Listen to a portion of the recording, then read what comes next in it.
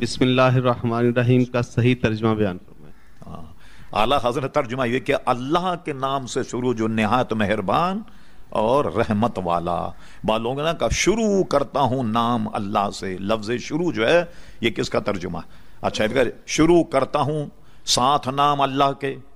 اب میں پوچھتا ہوں آپ سے، یہ ترجمہ خاتون پڑھے تو کیا ترجمہ کرے گی؟ شروع کرتا ہوں، وہ تو کرتی ہوں، کیا پڑھے گی وہ؟ تو بھائی مرد پڑھے تو شروع کرتا ہوں نا، اس میں کیا اللہ کے نام سے شروع، چاہے مرد ہو یا عورت۔